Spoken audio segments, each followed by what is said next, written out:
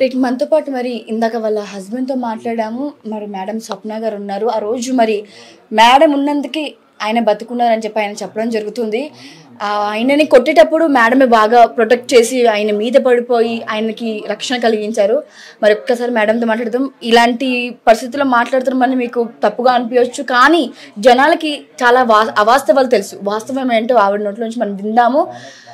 నమస్తే మేడం, మిమ్మల్ని ఇబ్బంది పెట్టే ప్రయత్నం చేయడం కాదు, కానీ అంటే చాలా మందికి ఏమైందంటే కొంచెం నెగిటివ్గా స్ప్రెడ్ అయిపోతుంది ఏం జరిగిందనేది. ఆ రోజు అసలు వాళ్ళు గొడవ అయిపోయి ఎందుకు రావాల్సి వచ్చింది మళ్ళీ మేడం? మీరు ఉన్నారు ఆ రోజు ఇంట్లో?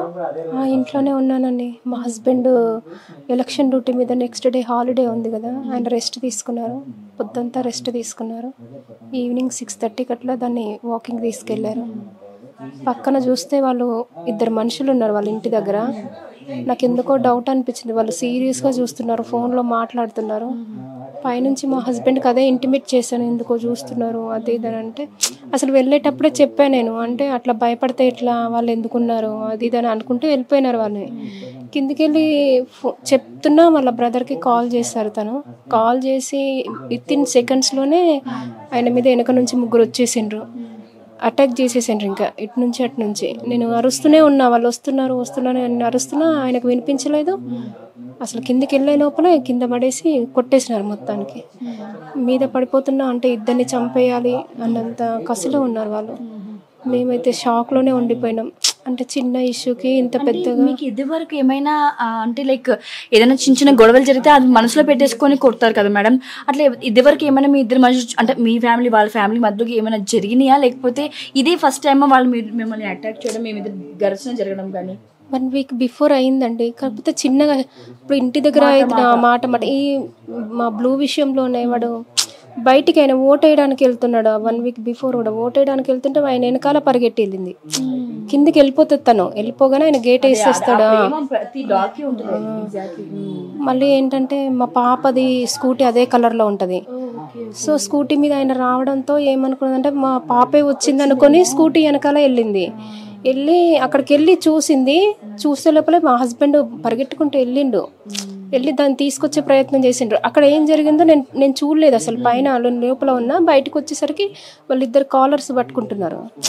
మా బాబును కొట్టబోయిండ్రు. నేను పైకి అది చిన్న ఇష్యూ అని నేను కిందికి పరిగెట్టుకుంటూ వెళ్ళే లోపలే అసలు బాబుని వీపు మీద మా బాబు విడిపించే ప్రయత్నం చేస్తే వాళ్ళ భార్య కొట్టడం జరిగింది.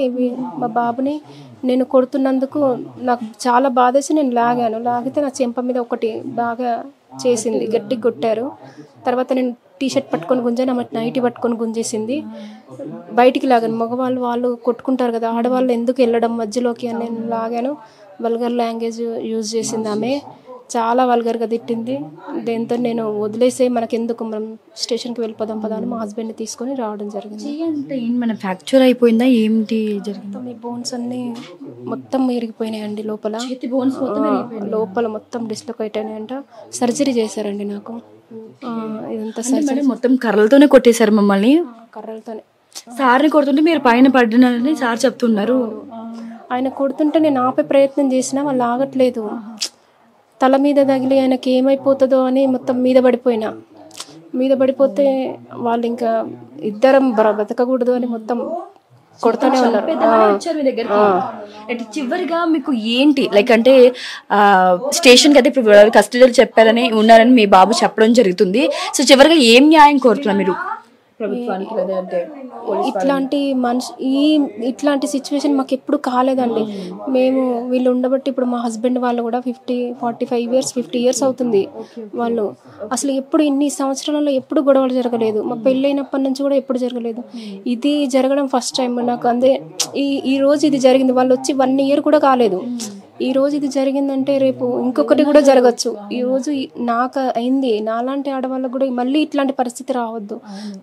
నేను ప్రొటెక్ట్ చేయమని అడుగుతున్నా మా బస్తీ వాళ్ళని కూడా, నెక్స్ట్ పోలీస్ శాఖ వాళ్ళని కూడా నేను అదే అడుగుతున్నా. పిల్లలు బయట తిరుగుతారు, కాలేజ్కి వెళ్తారు, నాకు తల్లిగా నాకు భయం ఉంటుంది కదా, నాకు అది ప్రొటెక్ట్ కావాలి అని అడుగుతున్నా.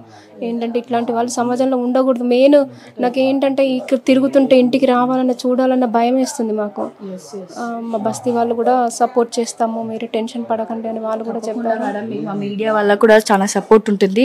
కొంచెం మీరు మీ హెల్త్ జాగ్రత్తగా చూసుకొని తొందరగా రికవర్ అవ్వండి. Thank you madam.